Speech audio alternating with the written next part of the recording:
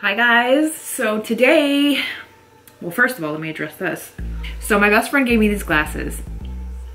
They're prescription. We used to be pretty similar in our eyesight. She's like, oh hey, you want these? Want to see if they work for you? Long story short, they don't work. They're just cute. So I'll be taking those off. Anyway, so today is the first day of fall, guys. Oh, it's insane. Insane. And tomorrow I will be 31, which is even more insane.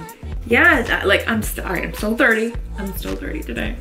But no, I'm literally jumping into my 30s, and you would think I would be scared, but I'm really not.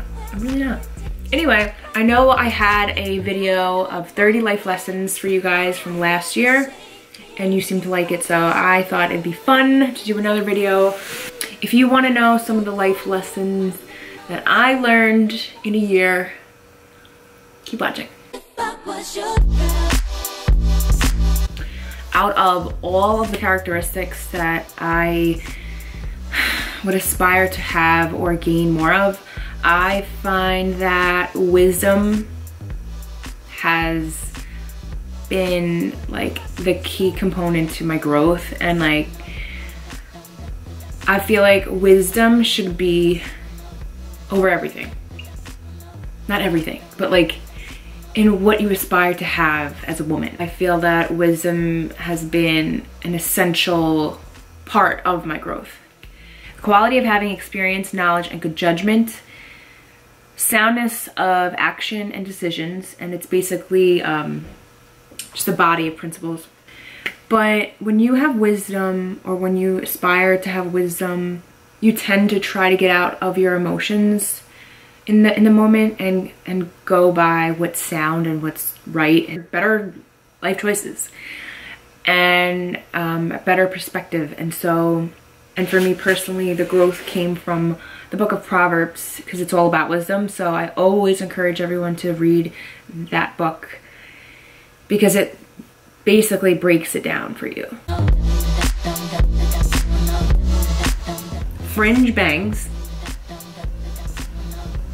and Vlogmas, it's not for me. Not for me. But the fringe, I look like a shaggy dog. Filming for Vlogmas every day, like, sorry, can't. Sorry to let anyone down, but Vlogmas, it ain't for me. How important gratitude is.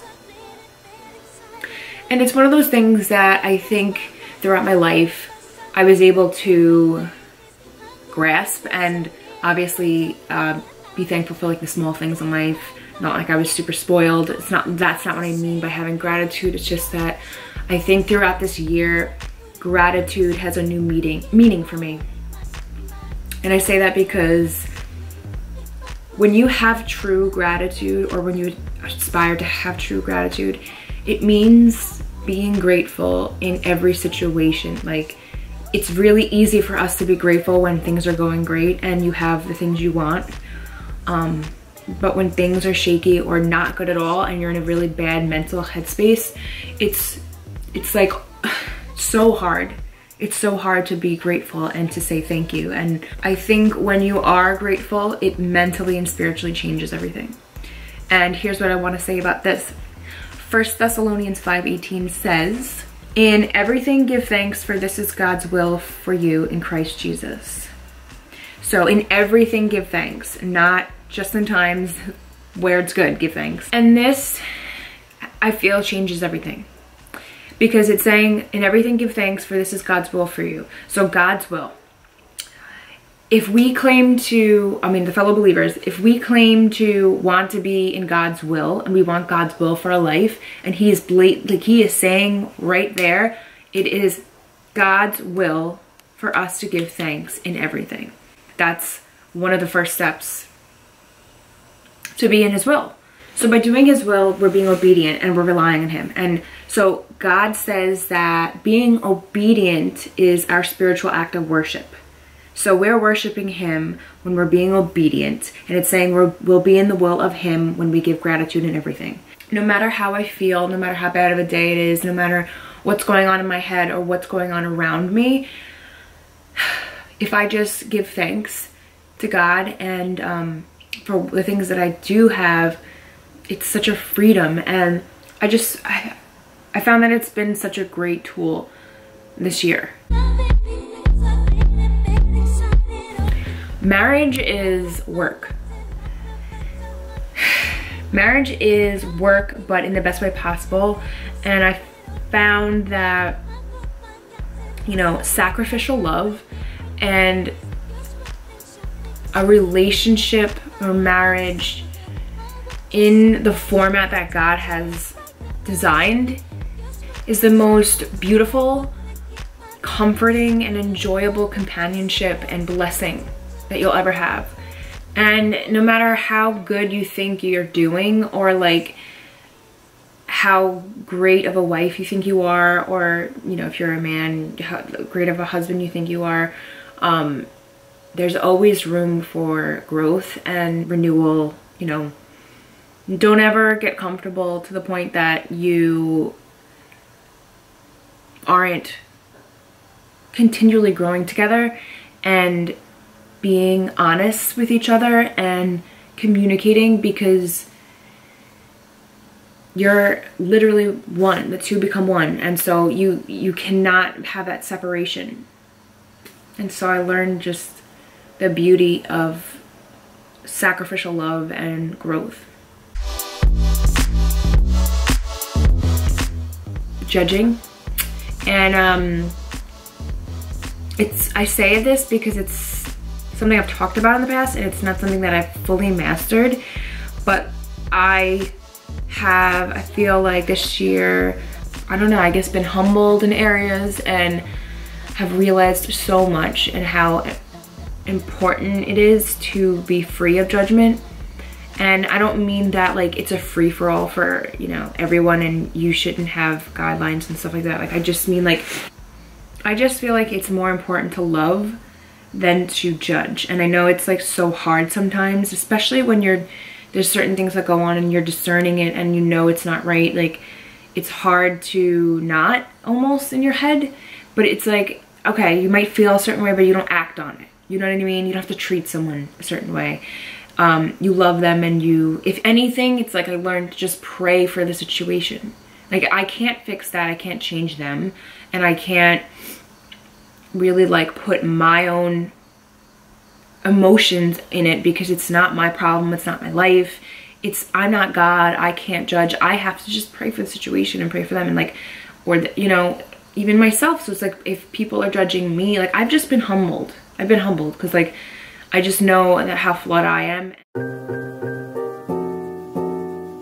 The next thing that I learned is that I am able to give blood. If you know me, you already know like how much of a phobia that is for me. And I learned this year, recently, that I am able to do it without fainting or without thinking I'm going to faint. And I just want to share like a tip that they taught me when I was getting it done. So basically, I requested when I got my blood taken to lay back, that they would give me some kind of like sweet or like orange juice, something that would be sugar.